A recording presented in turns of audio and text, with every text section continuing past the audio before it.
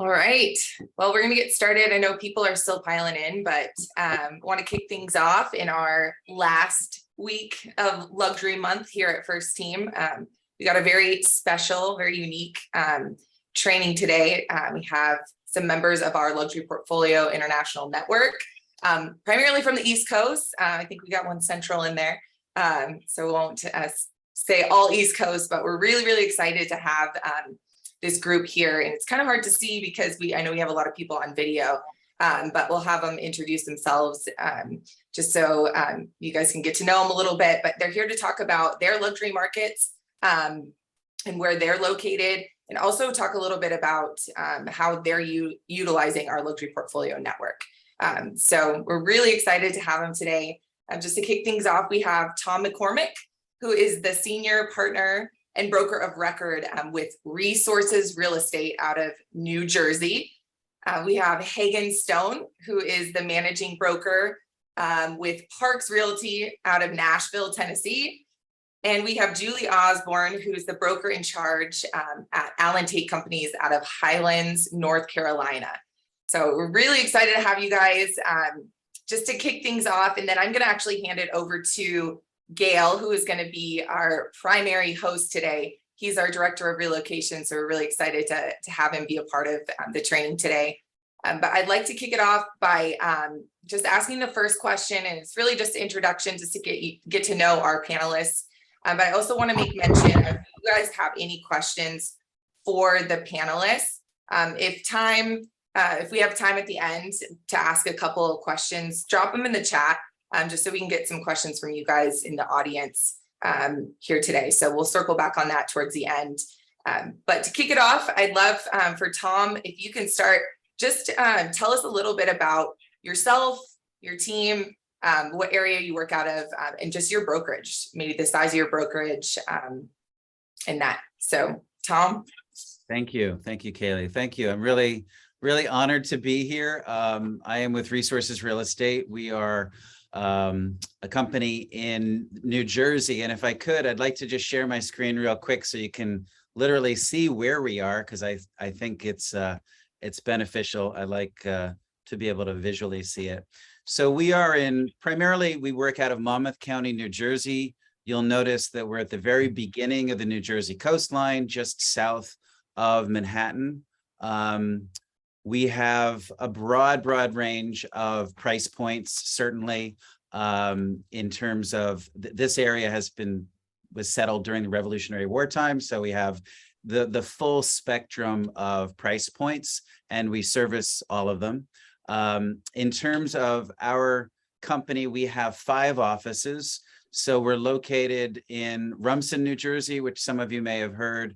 It's a great place to live. A lot of Wall Street lives here because they work in Lower Manhattan. It's a convenient commute.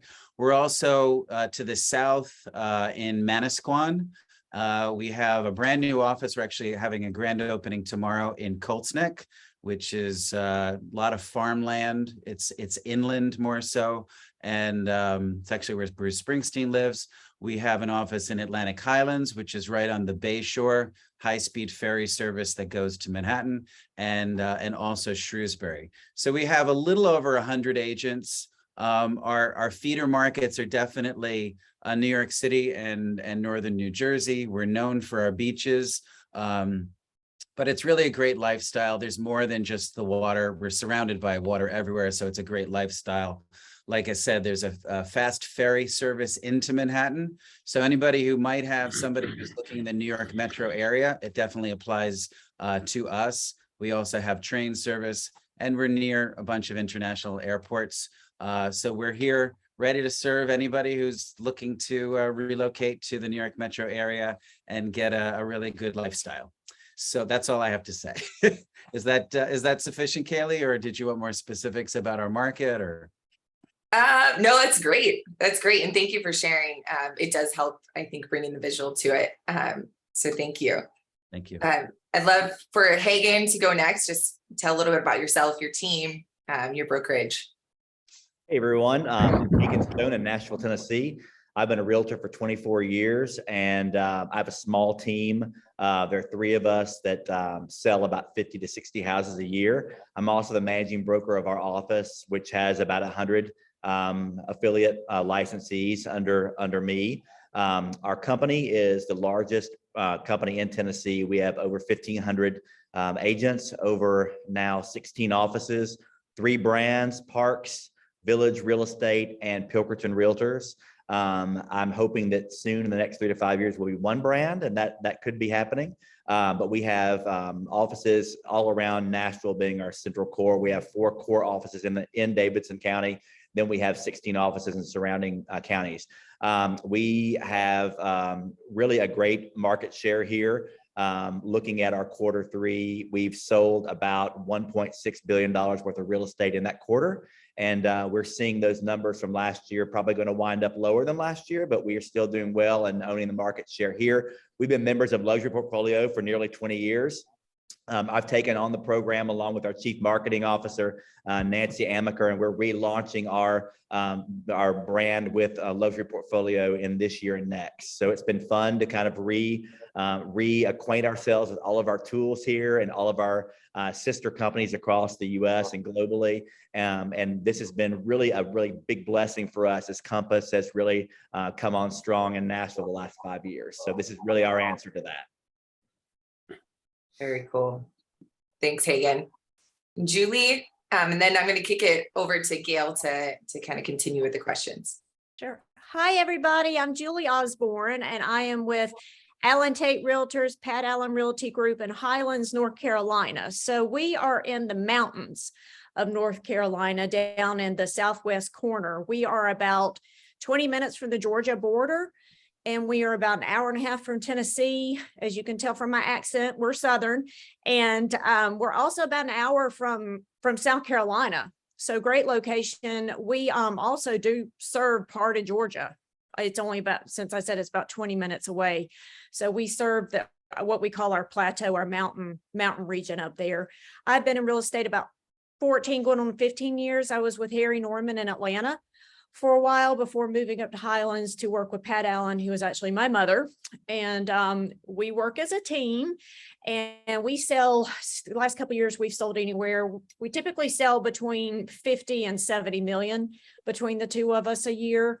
So we've got a tiny brokerage. There are only 20 of us, but honestly, only about 12 of us really sell in the area. We've got some brokers I worked with in Atlanta who just have hung their licenses, the North Carolina licenses, with us in the area, but we're just excited to be a part of leading RE and Luxury Portfolio.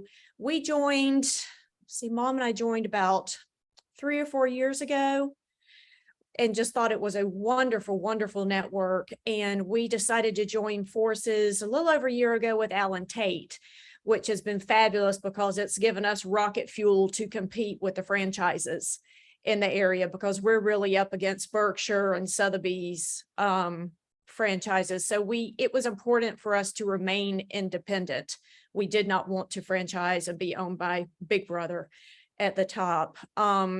Another great thing is Allen Tate's #1 in the Carolinas market share, and they actually just joined forces with Beverly Hanks. I don't know if y'all know that, out of Asheville.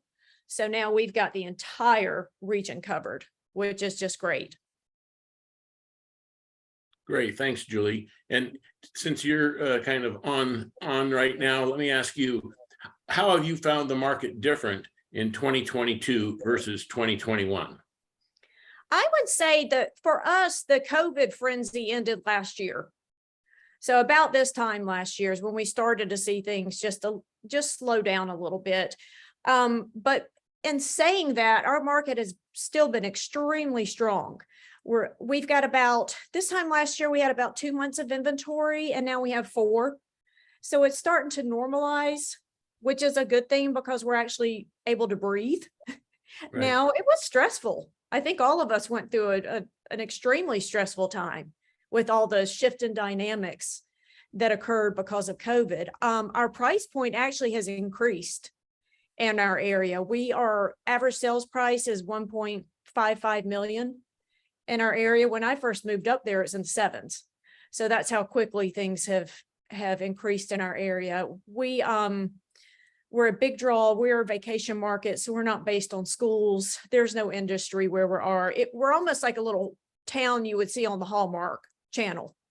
And that's what brings everybody up to us, because we're safe. We don't have crime. It's more likely that a bear is going to get in your car than a person where we are. So that brings a lot of people up to us, especially in the summers. They come up to escape the heat. But overall, our market is still super strong. Very good. Very good. Thanks. Tom, how about in your market, particularly in the luxury space? So as I mentioned before, prices vary considerably in our area. We typically classify luxury as anything above $1 million. However, there are plenty of towns in the area that $1 million wouldn't be, you wouldn't be able to buy a tear down for that. So it really can vary pretty greatly. The top end of our market, just to kind of give you some perspective, the highest price paid in the past 12 months in Monmouth County was $11.5 million. And that was a bit of an outlier. It was probably, there was maybe down below 9 that you started to see more sales. We're seeing, sort of similar to Julie, we're still going strong. As I mentioned, New York is a feeder market, so that plays a big role. Our sales above area sales above $1 million are up over 5%, year over year. But the sales price is down slightly, a little less than 2%. Our inventory is really, really down above $1 million, down 27%. So that, that continues to be a factor. The median sale price has come down. It's about, I'm sorry, I'm looking at my notes, 3.5% lower than a year ago. But our sales list to sale price ratio is still high. So for properties above $1 million, it's about 98%. And we had been at 99%. So it's not a drastic change. And the days on market, which is something I always pay close attention to, we're currently for properties above $1 million at 40 days. At 47 days. We had been at 40, but going back to 2021, it was 55 days. And if we go back into the olden times of 2019, which is what we keep referencing as, what the normal market indicators were, it was 88. So I feel like we're still in great shape. In the luxury space, the interest rate is not, generally speaking, a big factor because, most people are paying cash. And because our market it's kind of a hybrid. So the northern part, that the closer you get to New York, it's very much year-round primary residence. The further south you go, it becomes more of a second home market. But you get the best of both worlds. So we have, I think, some insulation from some of the market shocks that maybe other parts of the country are experiencing. And Hagan, the same. I would say we're very similar. We have a very diverse economy in Nashville. Our top 3 industries in order are healthcare, automotive industry, and also financial services. So people expect music to be in there. It's like number 5 or 6. So we're grateful that we have the economy that we do. I'm thinking that our infill new construction luxury product, your entry level is really $2 million now. Something infill to purchase to tear down is going to be $1 million plus to do that. So we are seeing, those properties move faster than traditional older homes that are in what we consider luxury unless they've been totally renovated. People who are coming in paying cash don't want a renovation project in our market most times. Belmead is our oldest section of town, very desirable old money area of Nashville. And those homes, the people who buy those to renovate are true Nashvillians. They're not people coming into our market who are new to the area. Most of them are wanting schools being top ranked, and they're wanting new construction. So we're seeing a lot of that. I would say that probably our inventory is creeping up on near 3 months of inventory. I know NAR looks at a seller's market as being 6 months plus of inventory. We're nowhere near that. I would say we're getting anywhere from 100 to 95 to 100% of list price by the time we get to the closing table on most of these properties. We were in the height of it, getting over 100% on most everything that was good. The last home that I sold in May, got under contract. That buyer paid $400,000 over its list price cash. We're not seeing that really anymore. We're seeing now people coming in at or just below the list price, getting them under contract, back to regular inspections, back to appraisal contingencies, but having no issues with appraisals or inspections. So I feel like, yeah, I think the term of going back to 2019 looks good to me. That was a great year. A lot more sane, a lot more life time for realtors. So although the last 2 years have been a gas, I'm done with it. I'm ready to go back to 2019. Me Very too. good. Thank you. That's great. Tom, just being south of Manhattan and so on, what kind of amenities are your buyers looking for in the luxury properties? Well, I'll echo what Hagan was talking about. I think first and foremost, it's something that is move-in, something that's done. It used to be that if a property could accommodate a pool, that was sufficient. But nowadays, it's so hard to get people to do the work and get the materials and whatnot, that has become a bigger and bigger factor. So homes that are fully ready to go, fully renovated, new construction, and pools, I think those are probably the primary things that people are looking for. Nothing specific other than that. Good. Julie? We have quite a bit of diversity as far as what our buyers want in our area. I would say I don't know if you could call a Mountain View an amenity, but I would say that's at the top where people are looking. And then some people want to be on Lake Glenville. They want a water view. So the view is just so important where we are. Some people want to be in clubs, and there are quite a few clubs around. There's a interesting new construction neighborhood that's based on more being outdoors and hiking, and the land, part of it's land conservation. So it's just really based on lifestyle and being outdoors. I would say in regards to the homes, we're very similar to you guys, to y'all. And that people want the new construction. They like the new construction. We have a very difficult time finding workers.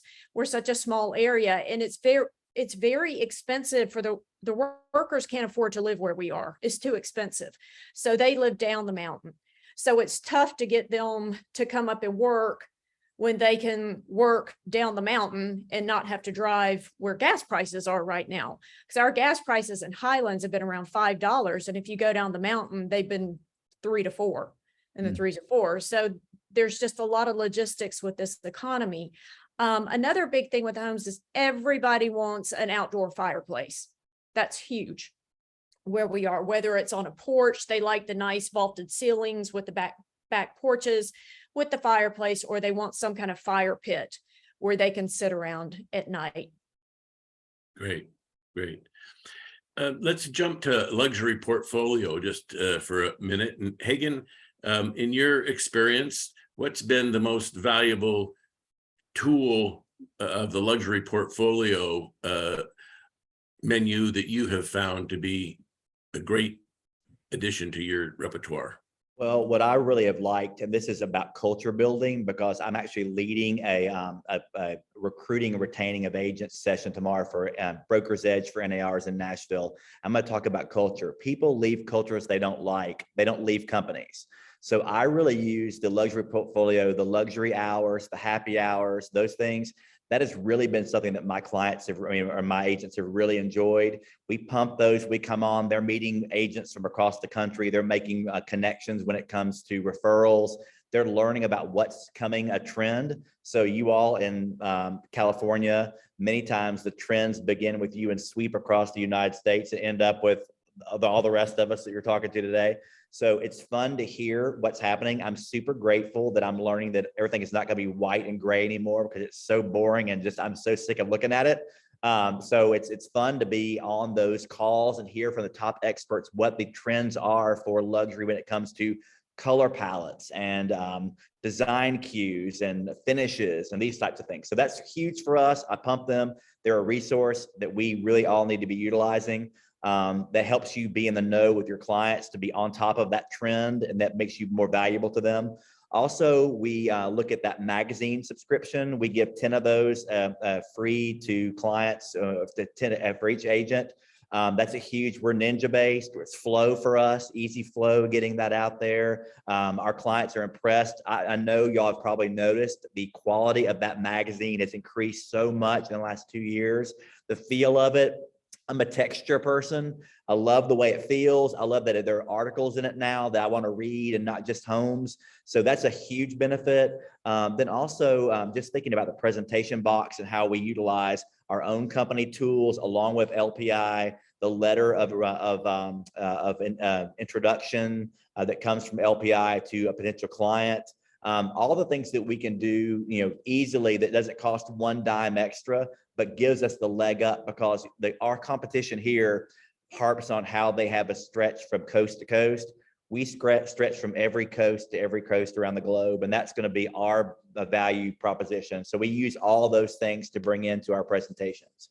But I really do think it's our agents realizing how much they have to tap into here, where they can get real-time experience and advice and insight that they can just click on and see anytime. We send the link out and they watch it. Outstanding. Tom, can you piggyback on that a little bit? Sure. So we are pretty new to LPI. We've been part of Leading RE now for about 2 years, but LPI just a few months. And actually, I have our marketing manager, Jane Robinson, is on the call to glean all the ideas that my co-panelists have. So we're still learning. I will echo what Hagen said. I'm a huge fan of the magazine. I love magazines, just period. And I think Mickey has done a remarkable job with just the whole production of it, as well as the content. I actually read like almost every article, and which is, it's kind of rare in this day and age that people spend the time with the magazine. So I think that's really great. The other thing I love is the listing letter. I'm a big fan of anything that you can use as an agent that gives you credibility from the outside world, from a third party. So I think the listing letters really help you to do that. And I think from my experience, and this is both LPI and Leading RE, the ability to learn from your peers, like just what you're doing today, to me is incredibly valuable. Going to the conference, actually this past conference was the first conference that we had attended. And we were not part of LPI yet, so we weren't part of that specific track. But the amount of goodwill, number one, is remarkable. The amount of real strong interest in delivering on the value proposition, which it's all based on, about referral, is real. I'm part of other referral networks, and this one by far takes it the most seriously. And we really, really push that among our agents, that this is not just, extra money. This should be actually a clear component of your business plan, and that you should be sitting, at your desk figuring out, what is my goal for the year in terms of outbound referrals, and how can I do that? And we've seen the agents who embrace that have really seen a big increase in their income because of it. And the deeper we get into LPI, the value of that, is going to go up accordingly. Right. Julia, don't want to put you on the spot, but Tom has made reference to the letter and to the magazine and so on. Can you go, how do you use those components in your listing presentation? How do you share that with your potential sellers? Sure. When I go into my listing presentations, first of all, I always take this with me. 100% of the time, I take the box, because I think this is a pretty powerful statement compared to the others with the competition. And then I keep magazines in here that I can give to my clients. I have flyers that I've made to show them postcards, things like that, that I can show them, hey, this is what I do. We're a step above the others. We do such a better job than the others. And another thing I want to say in regards to these companies saying when they go in, like I said, we're up against mostly Sotheby's and Berkshire franchises. So when these companies say they've got coast to coast reach, they really don't. They're franchises. So those are independent little companies. So I go ahead and point that out to them and I say, hey, we are all independent. We're all together as one. So we're not mom and pop little franchises sitting around. And some of our brokers won a $14 million listing because of that. So I think that can be a powerful tool just when you educate the consumers about what we are with our independence versus being owned by Wall Street. I think that's a pretty powerful tool to use. In regards to this magazine, which I just absolutely adore, this is sold in Barnes and Noble, by the way. So that's something I like to tell people. And then you should always do at least one ad, in my opinion, with one of your listings. So you're in here, so you can say, hey, this is me. This is what I do. And your home is going to be in this magazine, hoping that it will sell by the time this goes to print. But it's always good. I think this is a fantastic tool to use to wow people with it, along with the other tools that we have. I actually think the most powerful tool we have to use is the conference. And I go every How would year. you use that, Julie? Sorry to interrupt you. Just go in and I go and I gain so much insight on how to approach my clients in a better way. They go over the color trends. Mickey is amazing at what he does. And he goes through what's coming up, what's going on with the market. We've got Marcy, who's the incredible economist. I think it empowers us all to speak more intelligently to our clients about the market and how to better position their homes in this market. And I'll shut up after this, but this is another thing I did right when we joined the network is I went down to Florida and I started in Tampa, went down from Tampa all the way around to our leading RE luxury portfolio members, popped in. It was around Easter. So I took cute little cupcakes. We're in your network. And this was before we were with Allen Tate. I said, we're Pat Allen Realty Group. I went and met with all their agents. Michael Saunders had me speak at a meeting. I got up in front of all of her clients, huge sales meeting, got up and spoke to everybody and went all the way around up to Palm Beach.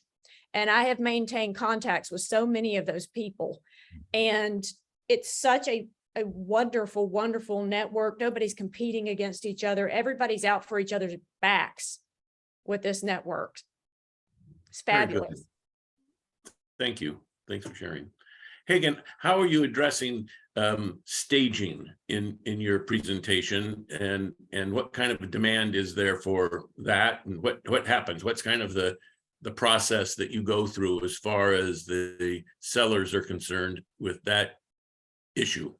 Nationally, 96% of realtors in America do not do staging, professional photos, or professional video and floor plans.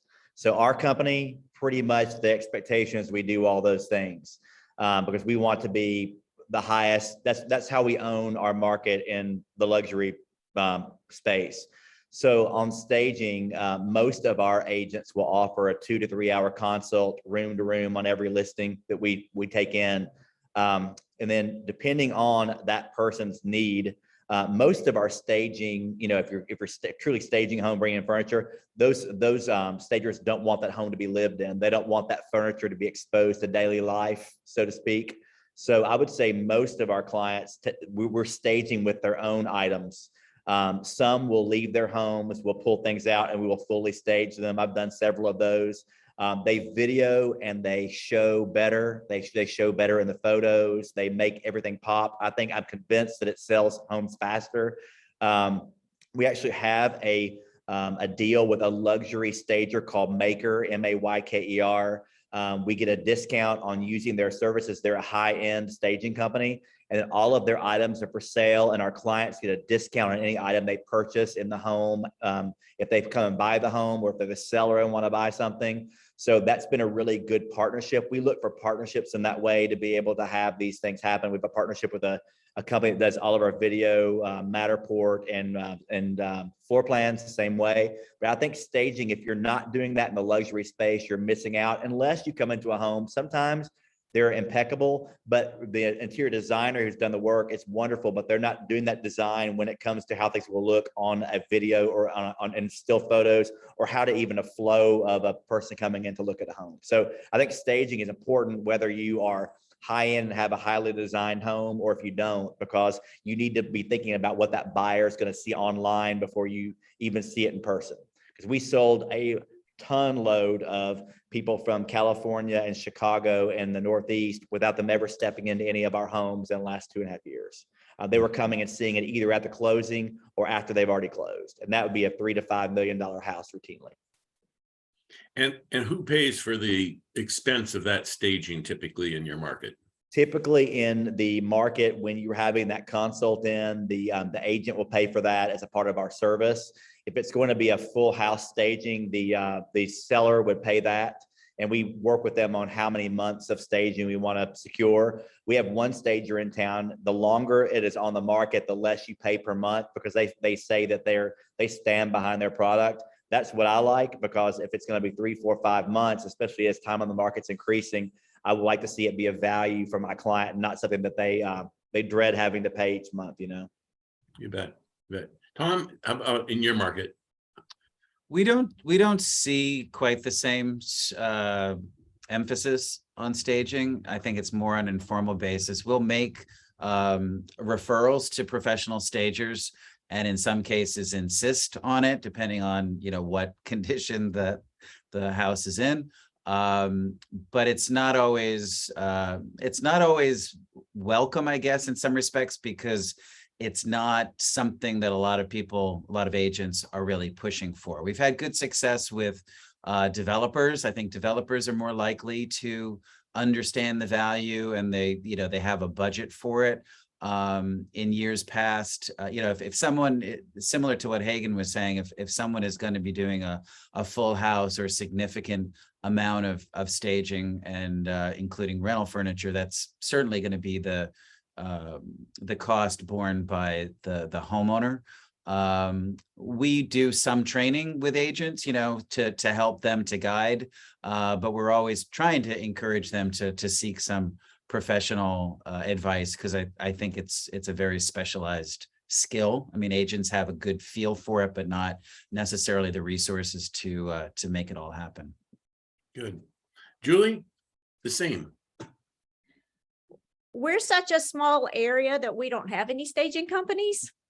So my mother and I usually end up doing the staging ourselves. A lot of what we do is decluttering.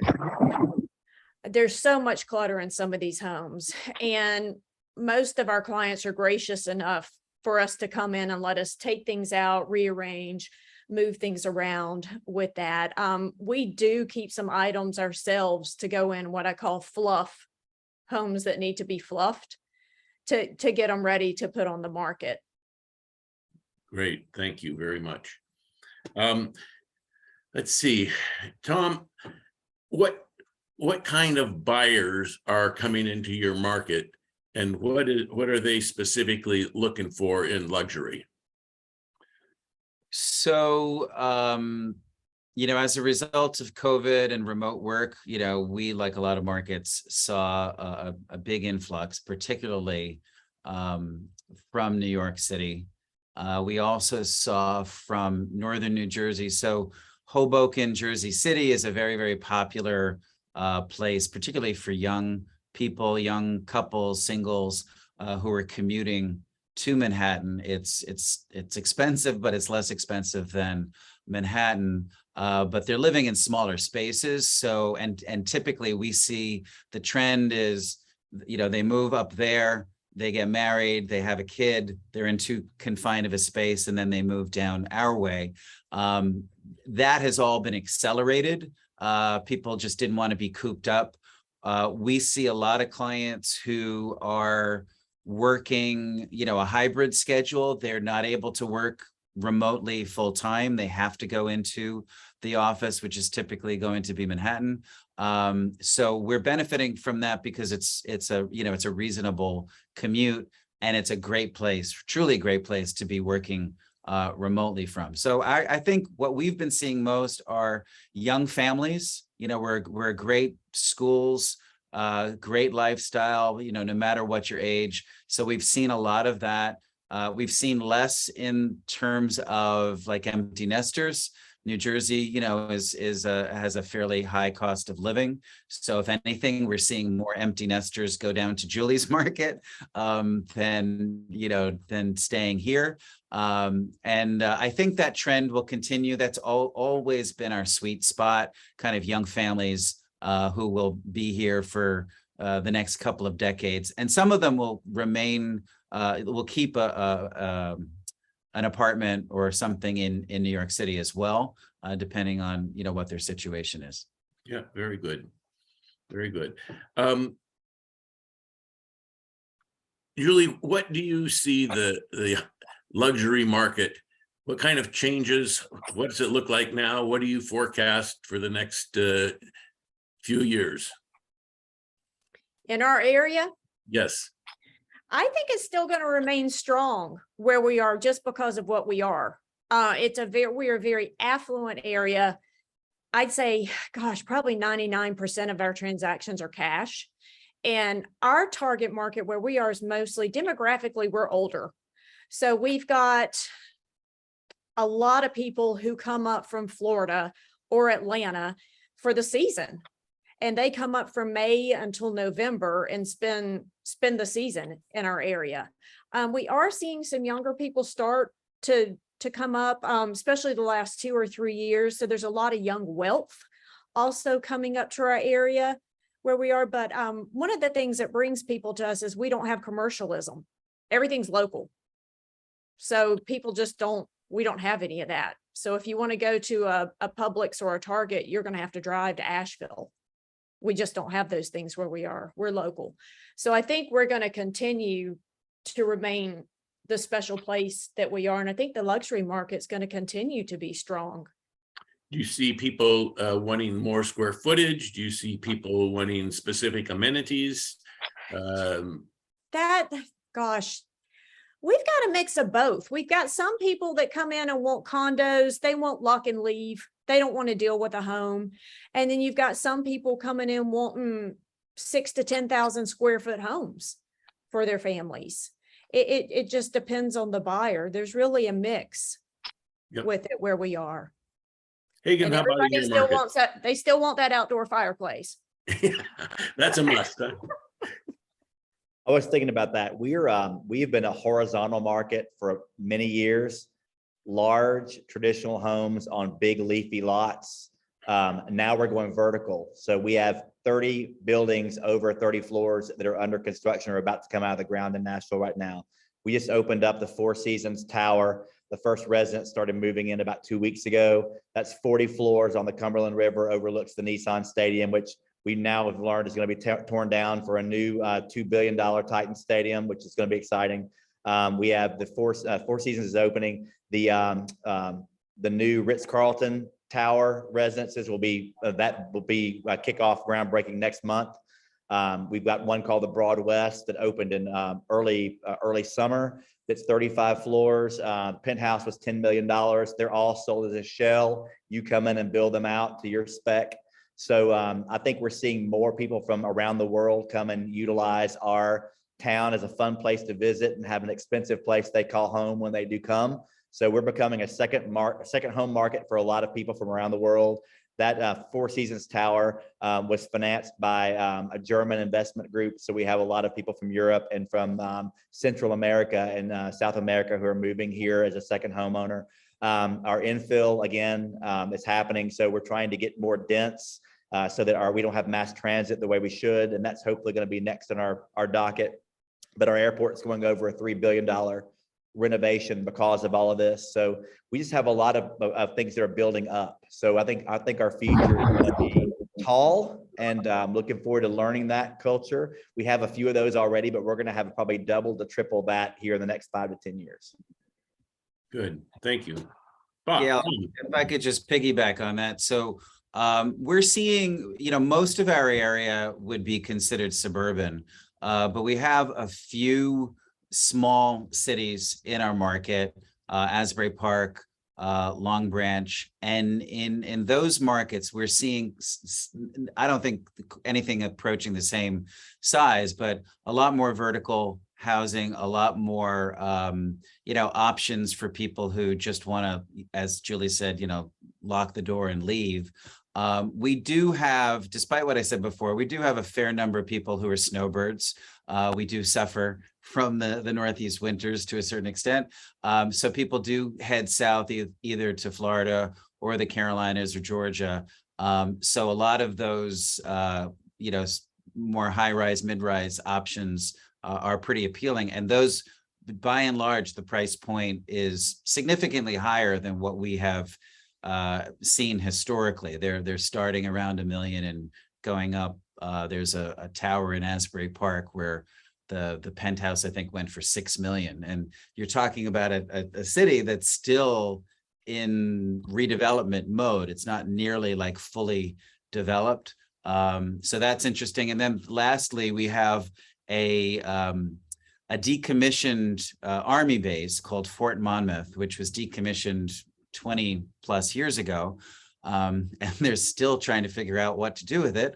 And there have been developers who have gone in there, but we've just recently, it hasn't been finalized, but it looks promising that Netflix is going to be building a studio there. So I think that is going to be probably a big game changer for us and for California agents who have people in the film industry. Maybe that would be a something to put on your radar. You bet. Excellent. Thank you. Thank you all. Julie, how would you advise people who are considering investing in real estate in the luxury market today, as it has been? I think real estate's the smart place to put your money with what's going on with the stock market. It's just a smart move to make. It's so much more stable. And people keep saying that we're in a bubble and the prices are going to crash. I'm not so convinced that's going to happen in the luxury market. We'll just have to see. I don't have a crystal ball, but it's not as volatile. And many of my wealthy clients have told me I've made a lot more money in my real estate transactions than I have in the stock market. I think it's a smart place to put your money. Right. You had mentioned earlier that most of your buyers seem to be cash buyers in that luxury space, so the interest rates really don't have an impact. Tom, how about in your market? I would say the same. I would definitely say the same. And even if, in my opinion, even if you are going to be using mortgage financing, I think the prospects are good that within a relatively short period of time, we have a local appraisal consultant who's kind of the go-to for all the media for anything related to New Jersey real estate. And just last week, he was saying he anticipates that the interest rates will continue to go up for about another year, but then start to come down. So even if you're buying a little bit higher and refi in 2 years' time, I think you're going to be in good shape. And our mantra is luxury is loving where you live. And I think particularly for the affluent client, it's about loving your life, right? And so my advice is just to say to clients, live your life. None of us have a crystal ball. No one is going to know what's going to happen. Did you pay a little bit more? Maybe you did, but lucky for you, maybe you can afford it. And maybe the lifestyle and the memories that you're going to generate in that meantime is more valuable than whatever you might have lost, in market value, which probably, I agree with Julie, probably won't even happen.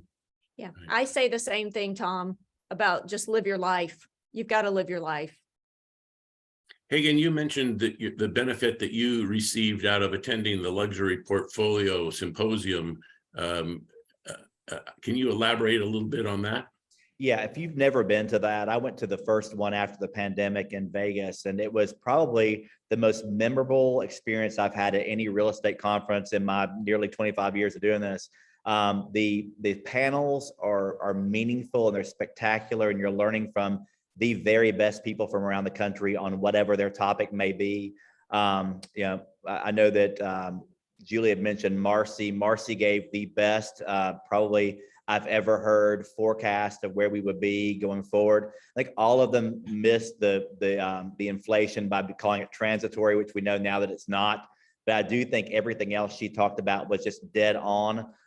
She's actually going to be our keynote speaker. We have a corporate meeting every year in February and bring all of our agents together at the Omni and have a big lunch, and she's going to be our speaker. So you get to hear that in depth. You get to have amazing networking.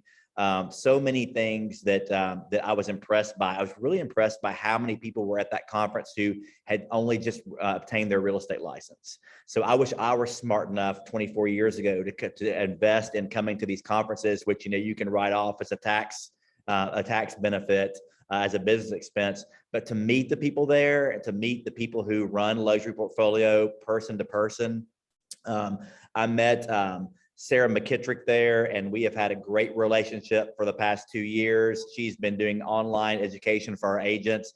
I've learned from Alan Tate from some calls that I've had with them corporately. I'm going to start leading a luxury portfolio training every quarter for our company that anyone can come into for a refresher or for the first time. So I look at this and I think I would never have been empowered to even know or think any of this if I hadn't have gone to Las Vegas. So if you've never been, please do make that part of your business plan. I love that.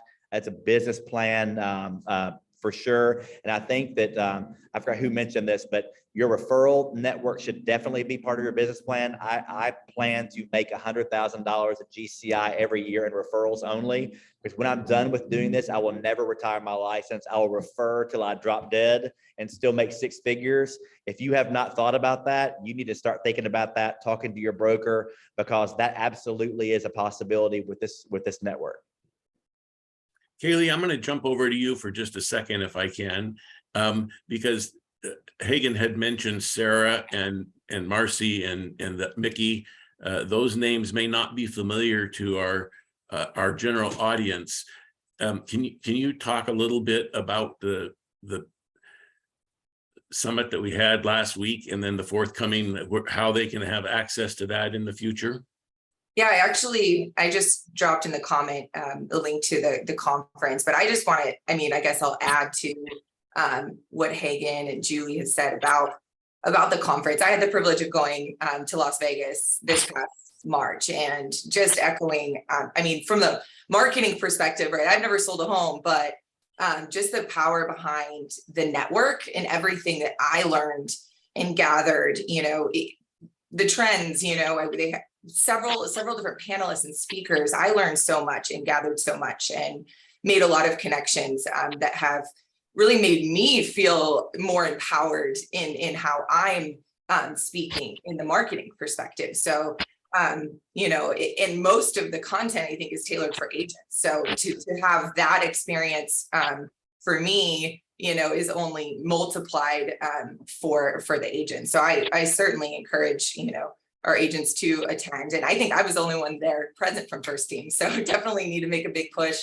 on this coming March. But I will add to, last week we had Sarah McKittrick out for our for the masterclass. And I've only heard great feedback from those who have attended, but Sarah, she's their director of business development and training, and she just does such a great job in education and really making it a conversation.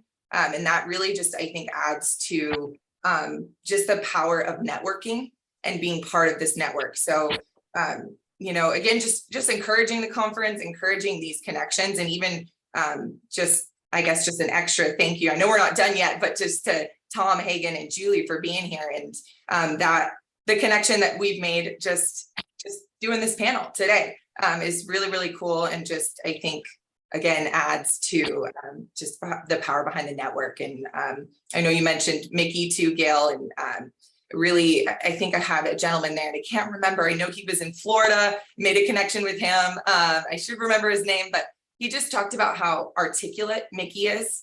And he just does such a great job in the trainings too. And the luxury portfolio is putting on monthly trainings. I'm posting them to our loop. But I can't, once he said that, it really hit me too, of just how great he is with, how he speaks and everything. So it's just, and just conference, I dropped it in the chat. So it's next coming March in Vegas, and definitely encourage all our agents to be there too. Great. Tom? I just wanted to echo about Marcy. So Marcy has been giving monthly webinars on the state of the market, and I can't stress enough, we really, really push this to our agents. She is one of the most interesting speakers you'll ever listen to, and you think, oh my God, economist, this is going to be really dull or boring or over my head. And it's really not. She even gives you a sheet of takeaways after the webinar. These are really, really great conversation starters with clients. As I mentioned, a lot of our marketplace, they're hedge fund people, they're Wall Street people. So they like numbers, they like metrics, they like, someone who can speak to what's going on in the larger economy. It's not just this sort of shoot from the hip, like I'm an experienced agent and therefore you should just take my word for it. Again, this third-party verification of what's happening in the market. And Marcy just delivers it so clearly, so easily. You don't even have to work so hard to put it to work for you. Oh, that's great. Thank you. Thank you for sharing. On a lighter note, Hagen, how about what's one of the most bizarre things that's happened in your career as far as the luxury space? I don't know. I was thinking about that. I think that people are looking for a value add now, honestly. I mean, I was thinking about this as you all were talking. I've learned a lot just from being on here from everybody else. In our market right now, you're having to get like pretty much over $5 million for it to be like a wow house, which is kind of insane to think about. It's insane to think about a house $1 million being a tear down, but that was 20 years ago. It would have been a beautiful home here. So I think it just people getting creative and interesting about things. So I was interviewed last Friday for NBC about the state of our market and creative ways people are doing things. So I told them that I had a house that was listed, and my client, we got an offer that was subpar in her opinion, but the person who was buying it owns a string of very high-end exclusive Pilates studios. So in our counter offer, we came back with 20 free in-home Pilates lessons that went along with the sale of this house, which I thought was insane. So that was that's crazy here. And my craziest was probably 15 years ago. I was showing a home that was beautifully, a big home in Belmead, 7,500 square feet, built in 1925. They left the message. They said the seller worked in Atlanta, no problem, go show it. We'll leave a message. Walked in, and I walked into the bedroom with my clients, and two people were there, and they were not having a chat. They were doing something else.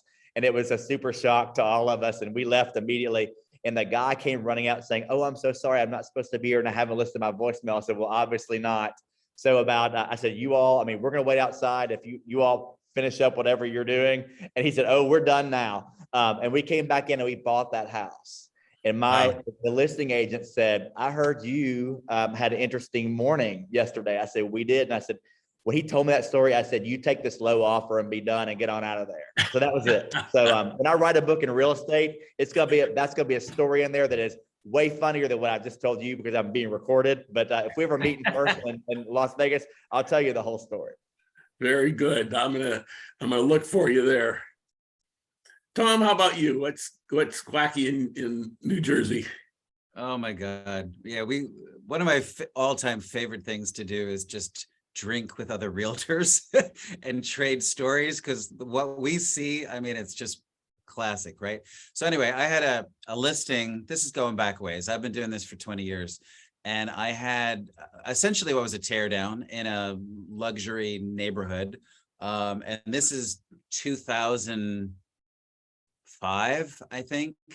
And the homeowner was very peculiar, you know, just very kind of eccentric. I actually got the listing. I wasn't co-owner of the company back then. I was a relatively new agent. I got the listing because someone else had gotten it. It was a for sale by owner. And this agent was in my office, and she really rallied heavily to have a broker open house for agents to come through. And she wanted to serve lunch, which is, you know, sort of typical. And the homeowner was resistant, even though like this house was a mess. It was, you know, no doubt about it, tear down. And it was for, you know, well over $1 million. And so the homeowner camped out anytime someone came to show the property or there was a broker open house, she'd camp out in the driveway with her dog in her like camper van. And can't make this up. An agent, thankfully for another company, comes out of the house munching on a sandwich and like looks at the sandwich, I guess didn't like it, and threw it in the bushes, right? And the homeowner threw a fit. She's like, I can't do this. I can't do this. So our broker said, well, instead of firing us, why don't we connect you with another agent? So I became her agent. And over time, it became sort of clear that she was under the impression that she was Amelia Earhart. Literally, she thought she was Amelia Earhart. And so it was the most convoluted conversations that we would have. And I was trying to get this thing sold. So the market, you know, was starting, you know, to soften. This was after, you know, the peak. And on the very, very last day of the listing, and she was not going to renew, I sold it to somebody who fancied himself a developer. They proceeded to build this house. I was their agent. I had this thing listed, and this is a cautionary tale for everybody. So they built a beautiful, big new house. And I should add, this is across the street from Bruce Springsteen's house. He's since moved. And they build this big house, but everything was against them. The market is going down, down, down. Finally get it to a place where it's pretty much done. It had been listed pre-construction for 3.9. They kept bumping it up to the point of where it was 4.8. I got an offer of 3.8 and got them up to 4 million. And they said, no, we're not making enough money. And I'm like, nobody's making any money until we actually sell this thing. And of course, so by now the market is on its way down. And we chased the market literally for years. And I kept bringing them offers, which, surprise, were always a little less than the last one. Right. And the number was never quite where they wanted to be, like, oh, we can't possibly.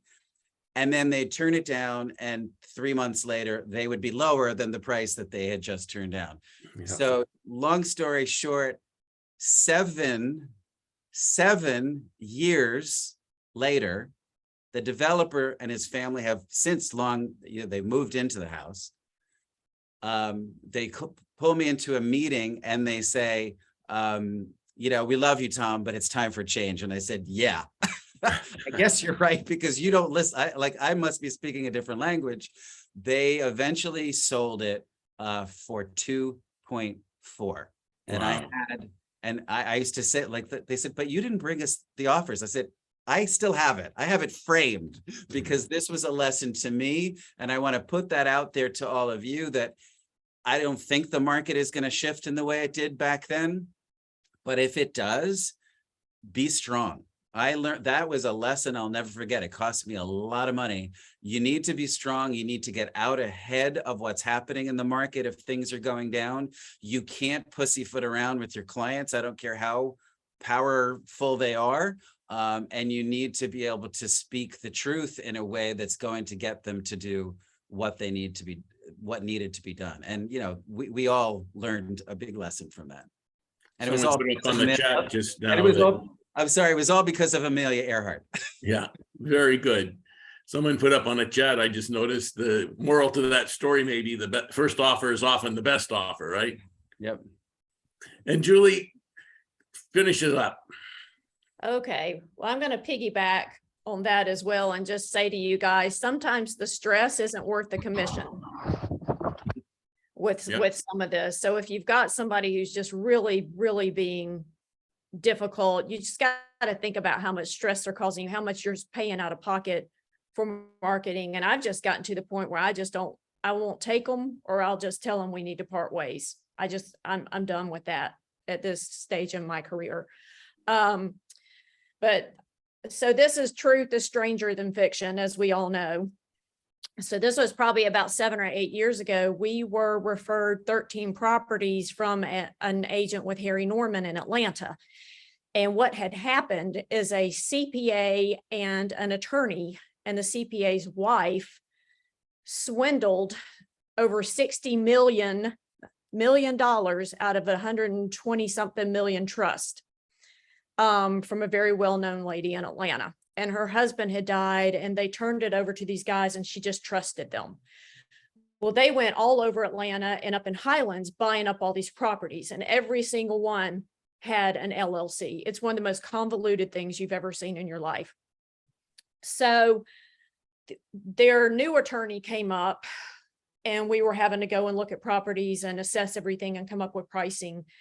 And so there's this beautiful parcel in Highlands, and it's about 70 acres. And thankfully, the people who ended up buying it are not developing it and leaving it natural, which I love.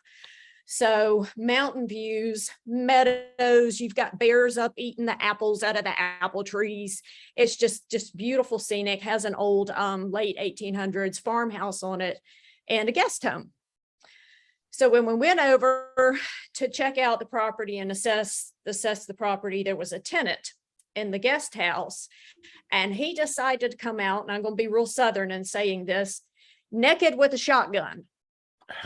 So that's, they were able to calm him down, but he was not a happy camper with that. But it's just, we see some crazy things in our area. Julie, you'll probably know this, but naked means no clothes on. Naked in the South means no clothes on. You're up to something. Yeah, naked. He was naked. He was naked. So Very good. Well, I just want to extend our very, very, very warm thanks to all three of you for participating in this today. Kaylee, I'm going to ask you if there's questions that the audience has got that we can have the panelists comment on. I didn't actually see any specifics pop in the chat, but if anybody wants to drop one now as we close out, I'd be happy to add that question in. But in the meantime, just saying thank you again to Julie, Hagen, and Tom. You guys have been tremendous. I've enjoyed getting to know you just through these couple Zoom meetings, but we really appreciate you just taking your time out of your busy schedules to be here with us and just to make a connection and even a referral connection, for future in these agents we have here today. So thank you so much for being here, for your time. And I look forward to hopefully connecting with all of you at the conference this next year. Let's see, I'm getting a couple questions in the chat. Looks like Hagen, you're really on it with the chat. But a question came through from Steve. Let's see, what's a typical listing percentage and buyer percentage? I assume talking commission. Hagen, you put 5 to 6%, but can you guys elaborate on that real quick? mm-hmm. Who wants to go first? You want me to go first? Yeah, Julie. Okay. In our area, typical 6%. So 3, and that's for a single family home or a condo. Land sales in our area are 10%. When people started selling things in 3 seconds, especially the last quarter of us doing that, we saw the buyer's agency commission start to decrease to around 2.5%. That is now rebounding back now that it's tougher to sell something. So I told all my agents, don't complain about this on Facebook. This is what the Department of Justice is looking for right now in the lawsuits against NAR, which I talk about a lot in my company. So we need to be reminded that all these are negotiable. You defend your value proposition. If you can't, you need to talk to your broker about that. That's what we do the worst in the real estate profession is that. So make sure that you know that, own that, and you're strong enough to stand in support of it. But I would say 2.5 to 3 on the buyer's end and 5 to 6 total, depending on what people negotiate out on the whole thing when you meet with the potential sellers. In our market, and I'll just reiterate what Hagan said, you know, discussing commissions can be a little bit tricky. We're all in different markets, so I don't think that the same applies and everything is negotiable. In our marketplace, typically you're seeing on the luxury end 4%. New construction across all price points generally is around 4%. As you go lower down the price point, it's going to be more like 5%. And at the very low end is when you start to see 6%. Very good. Thank you all. I see one more question in the chat about Marcy's monthly webinars. I know when I was talking about luxury portfolios in general, but I actually don't know the answer to that. Does Marcy put on a monthly webinar? And do you guys know, do one of you know where that can be accessed? Yeah, there's, I think if you go to, it's certainly on the Access website, on the schedule. I want to say it's generally like the second Friday of the month. And it's through GoToWebinar. So you register through that. And I think it's generally around an hour, but it should be on Access. Okay. I'll make sure for those of you in the chat to find that link for you guys and make sure we get it posted to the Luxury Loop. And I guess we'll just round everything out. Again, just thank you to you guys for your time and just your expertise. And it's just been a pleasure to have you with us here at First Team. And I look forward to connecting with you guys again soon. Likewise. for the opportunity. Thanks, everybody. Thank Take you so care. much. Nice to Thank meet you. you, everyone. Thank you, everyone. See you next week. You as well. Thank you. Thank you.